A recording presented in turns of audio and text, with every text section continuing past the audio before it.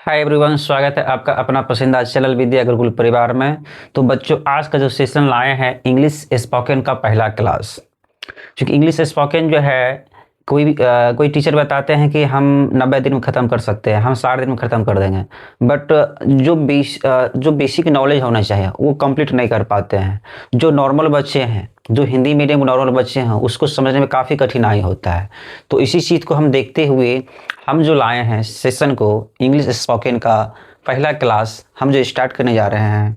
तो बच्चों, हम ये नहीं कहेंगे कि 90 दिन में ख़त्म करेंगे, हम ये 60 दिन में ख़त्म करेंगे। हाँ, ये ज़रूर कहेंगे 90% हम आपको दिलवाते हैं बिलीव कि ये जो मैं क्लास स्टार्ट किया हूँ इंग्लिश स्पोकन, ये करीब 90% मैं विश्वास लेता हूँ 60 दिन से पहले मैं कंप्लीट करूँगा। 1 महीना और मतलब 30 दिन और 60 दिन के बीच दाइन कर दूंगा और एकदम बेसिक से ले चलूँगा, एकदम नीचे स्तर से, जो कि नीचे स्तर से नॉर्मली टीचर नहीं पढ़ाते हैं। हम नीचे से हीरो बनाने का काम करेंगे, जिसे पढ़ने के बाद कोई भी नीचे लेवल की बच्चा हो या हाई लेवल का बच्चा हो, किसी को भी समझ में आ सकता है बहुत ही आसान और सुलभ तरीक़ों से।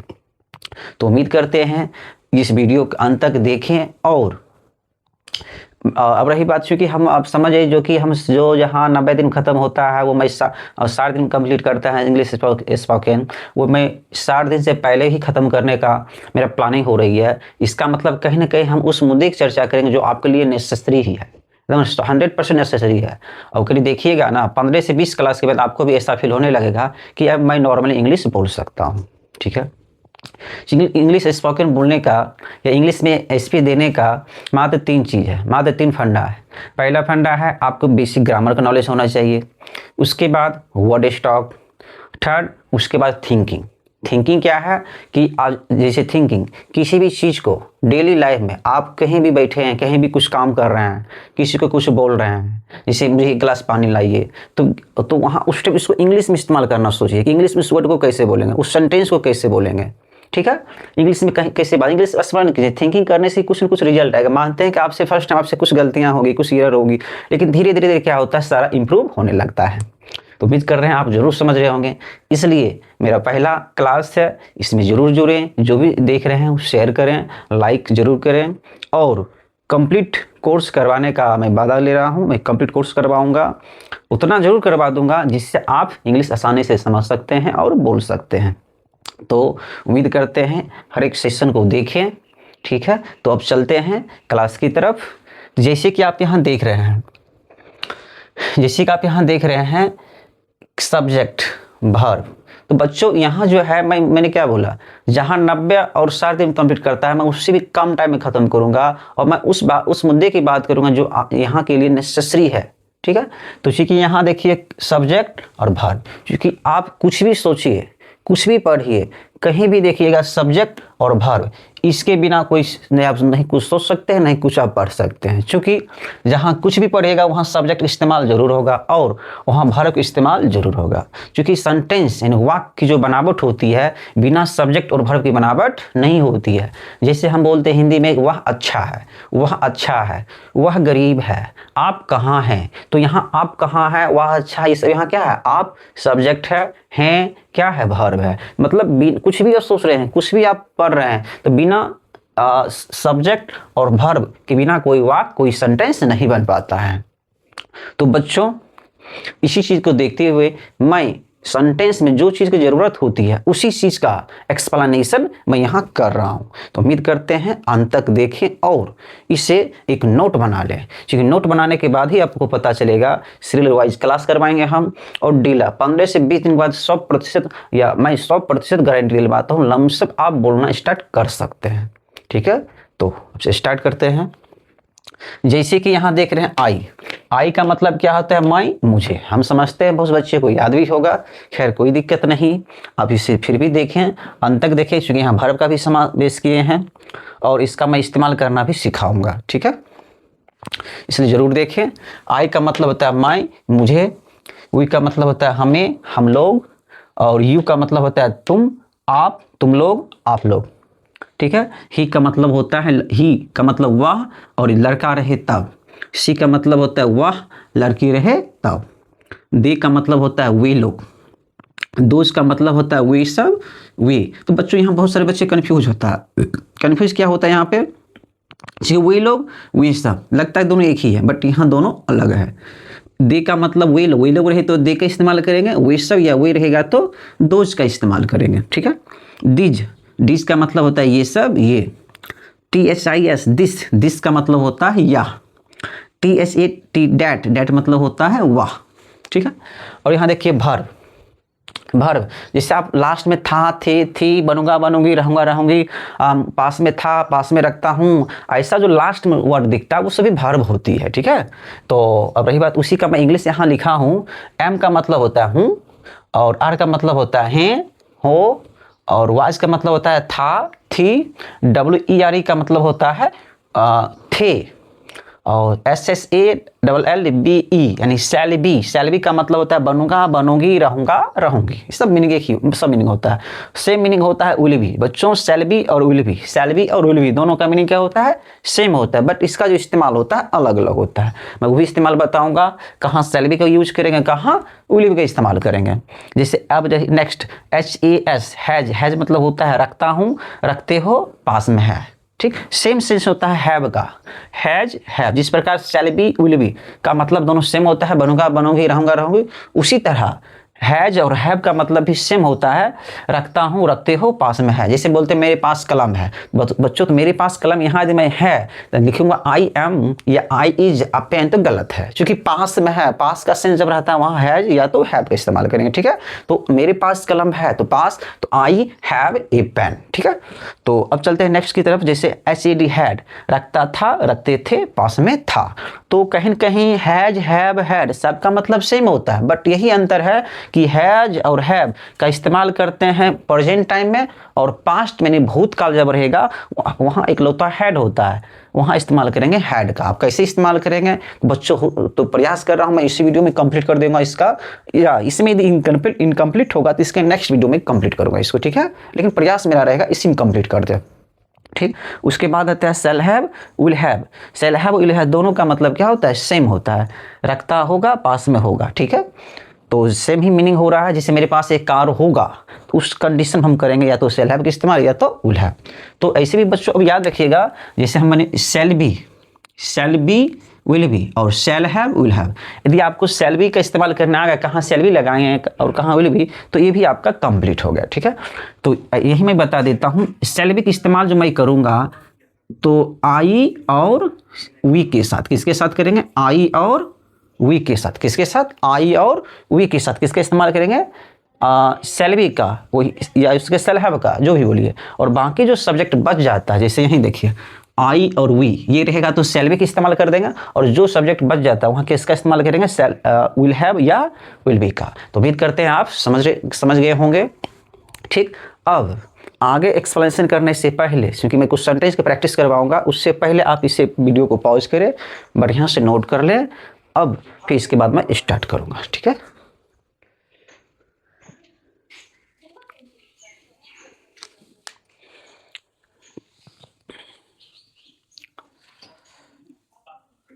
तो उम्मीद करते हैं आप नोट कर लिए होंगे। अब चलते हैं कुछ सेंटेंस की प्रैक्टिस करवा देते हैं। तो बच्चों हो सकता है कुछ दिक्कतें हो सकती है, लेकिन कोर्स में बने रहें जो मैं स्टार्ट किया हूं। मैं इसके बाद उम्मीद करता हूं कि किसी बच्चे को ये समझ में आता है WH फॉर्म क्या है, SNO फॉर्म क्या है। WH फॉर्म मतलब क्या, जिससे आप क्वेश्चन कर रहे हैं, जैसे आप कहाँ हैं, कैसे हैं, यहाँ क्यों नहीं आए, इसके WH फॉर्म बोलते हैं। SNO फॉर्म ये भी क्वेश्चन होता है, लेकिन दोनों में थोड़ा डिफरेंट है। WH फॉर्म का आंसर बताने के लिए आपको कारण बताना पड़ेगा, जैसे आप कहाँ हैं, कैसे हैं, कारण बताना पड़ेगा।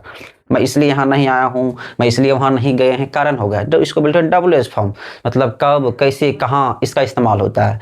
SNO फॉर्म, क्या मैं अच्छा हूँ, क्या आप डॉक्टर हैं, क्या आप यहाँ आए हैं, इसका आंसर या तो यस देंगे या तो नो देंगे। तो ये सब सेंटेंस की बनावट होती है, ठीक है। तो उम्मीद करते हैं कि मैं एक वीडियो में एक सेंटेंस का पूरी सेंटेंस का स्ट्रक्चर लेकर आऊँगा, पूरे सेंटेंस के टाइप्स लेकर आऊँगा, सेंटेंस का डेफिनेशन में बताऊँगा बहुत सरल और सुलभ तरीके से। क्योंकि यदि सेंटेंस की बनावट आपसे नहीं आ रहा है तो आप इंग्लिश समझ नहीं पाइएगा, इंग्लिश आप बोल नहीं पाइएगा, ठीक है। तो जरूर लाएंगे, कमेंट करें। और जो मैं यहाँ एक्सप्लेनेशन कर रहा हूँ इसमें लग रहा है कहीं भी दिक्कतें हैं, कमेंट करें, उस चीज़ का मैं सॉल्व करूँगा, ठीक है। अब चलते हैं, इसको मैं इरेज कर रहा हूँ, मैं नॉर्मली इसमें प्रैक्टिस करवाऊंगा, क्योंकि ये जो मेरा यहाँ फर्स्ट डे कोर्स कराने का जो मेरा मकसद था, बस आपको सब्जेक्ट और वर्ब का जानकारी देना। सब्जेक्ट को सही से याद कर ले, वर्ब को सही से याद कर ले। अब मैं इसको थोड़ा सा मैं यूज करने का टेक्निक में सिखाऊंगा, ठीक है। तो बच्चों अब इसको मिटा देते हैं, याद कर लीजिएगा आप, या लीजिए नॉर्मली मैं यही बता दे रहा हूँ, ठीक है। जैसे है मैं अच्छा हूँ, ठीक है, मैं अच्छा हूँ। तो बच्चों हिंदी से इंग्लिश करने के मात्र आप 3 चीज़ याद रखिएगा। कितना चीज़? 3 चीज़। 3 चीज़ याद है तो आप हिंदी से इंग्लिश बड़ा आसानी से कर सकते, कुछ ही नहीं है, 3 चीज़ याद रखना है। पहला सब्जेक्ट, उसके बाद वर्ब, उसके बाद other word. Subject, verb, other word, ठीक है। और रही बात कैसे सर इंग्लिश बनाएंगे, हिंदी तो लिखा है, इंग्लिश कैसे बनाएंगे, तो याद रखिएगा पहले हम जो इंग्लिश लिखेंगे शुरू वाला और अंत वाला, ठीक है। शुरू में क्या है? मैं की इंग्लिश क्या होता है? आई। अंत में क्या है? हूँ। देखिए जस्ट लिखे है ना, हूँ कहाँ है? भर। हूँ का इंग्लिश क्या होता है? एम, तो क्या देंगे? एम, ठीक है। और बीच में क्या बच गया? अच्छा का इंग्लिश क्या होता है? गुड, तो क्या देंगे? गुड, ठीक है। तो मैं अच्छा हूँ, कंप्लीट इसका इंग्लिश क्या होगा? I am good. उम्मीद करते हैं आप समझ गए होंगे। तो बच्चों अब चलते हैं नेक्स्ट की तरफ। जैसे आप दयालु हैं, आप दयालु हैं, तो इसका इंग्लिश यदि मैं लिखूं आपकी इंग्लिश क्या होता है? यू। क्योंकि जब भी हम हिंदी से इंग्लिश करेंगे, इस पॉइंट को याद रखिएगा कि पहले शुरू का इंग्लिश, फिर अंत की इंग्लिश, उसके बाद जो बीच में बचा हमेशा लास्ट में। मतलब पहले शुरू, अंत, फिर बीच। शुरू, अंत, फिर बीच। शुरू में क्या है? आपका होता है इंग्लिश यू। देखिए आपका इंग्लिश होता है यू। अंत में क्या है? हैं का इंग्लिश क्या होता है? हैं, हो। दोनों का इंग्लिश क्या होता है? आर। क्या देंगे? U R. दयालु का इंग्लिश क्या होता है? गुड। क्या होता है? गुड, ठीक। उम्मीद करते हैं आप समझ गए होंगे, इसको नोट कर ले। अब इसके बाद नेक्स्ट सेंटेंस में बताऊंगा, ठीक है। तो कुछ नहीं करना है, हिंदी से इंग्लिश जब भी करना है पहले आप शुरू के इंग्लिश, अंत का, फिर बीच का, बस कंप्लीट हो जाता है। इंग्लिश की बनावट यही होता है। जब भी वो भी मैं सिखाऊंगा, इंग्लिश दिया है, इंग्लिश को हिंदी कैसे करेंगे उस टाइम आपको ये काम देगा। इंग्लिश इस आई एम गुड, इसको हिंदी में क्या करेंगे? मैं। देखिए मैं है ना, अच्छा हूँ, मैं। हिंदी में भी देखिए, हिंदी से इंग्लिश आना है, शुरू, लास्ट, फिर बीच, तब इंग्लिश होता है। हिंदी से इंग्लिश जाना, फिर शुरू, लास्ट, बीच, मतलब यही फंडा याद है, शुरू, लास्ट, बीच। हिंदी से इंग्लिश करने में आसान होता है, इंग्लिश से हिंदी करने में आसान होता है। इसका मैं फुल एक्सप्लेनेशन करूंगा, ठीक है। अब इसे मिटाते हैं। जैसे कि रहेगा, जैसे मान लीजिए है मेरे पास 2 गाड़ी है, 2 गाड़ी है, मेरे पास 2 गाड़ी है।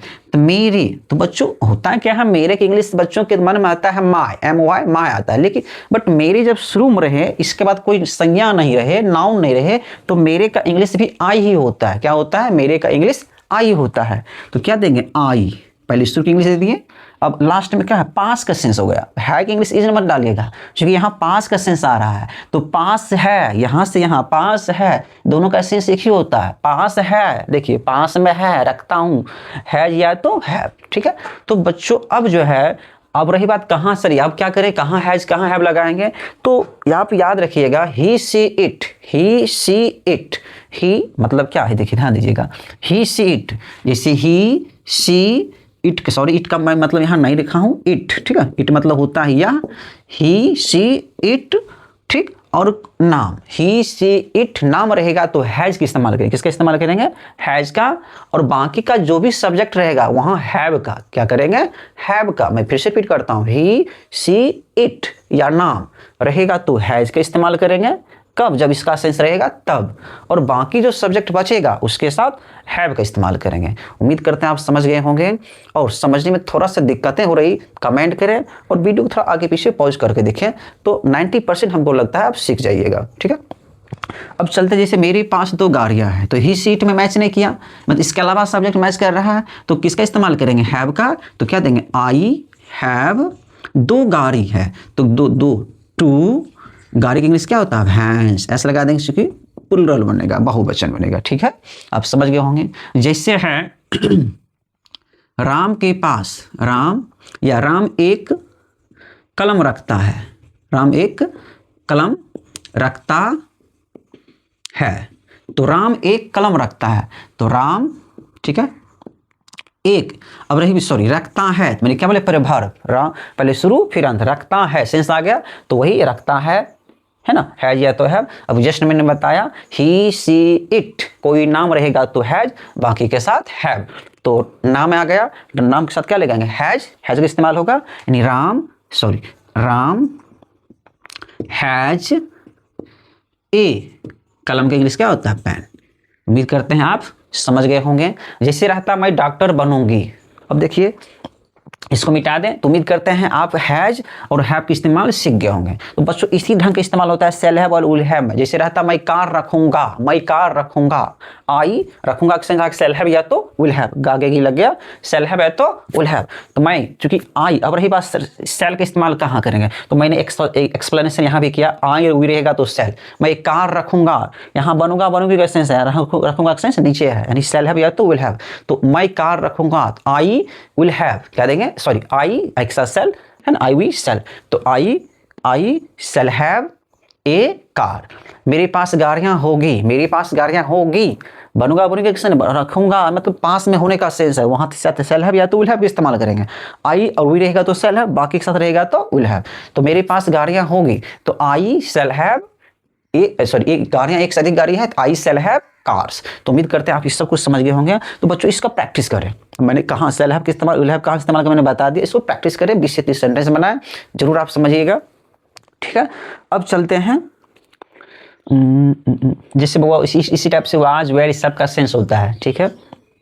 उम्मीद करते हैं आप जरूर समझ गए होंगे। थोड़ा सा मैं होमवर्क डाल दूंगा, आप इसे प्रैक्टिस करें, ठीक। यदि थोड़ा सा भी कुछ डाउट आए तो कमेंट करें, मैं इसका सलूशन करूंगा, ठीक है।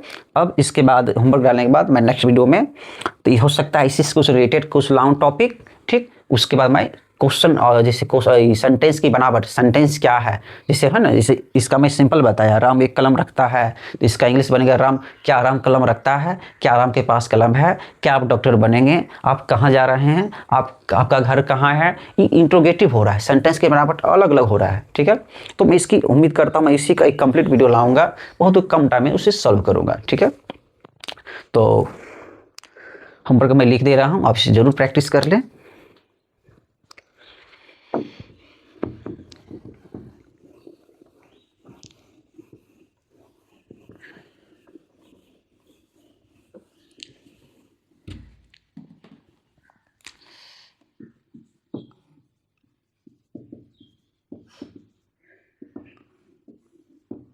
जैसे मैं डॉक्टर बनूंगा, श्याम अमीर है, राधा बीमार है,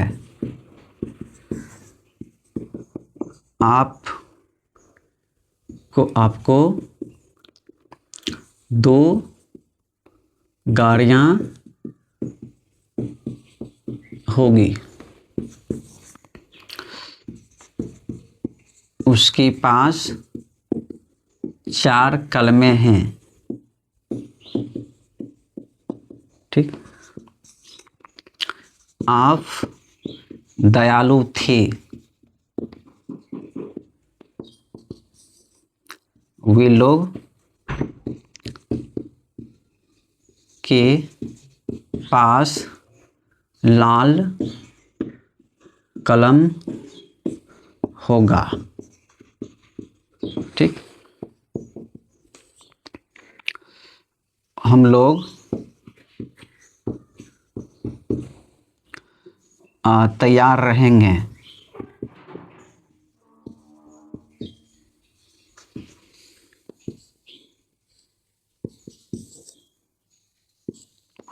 वह नर्स बनेगी,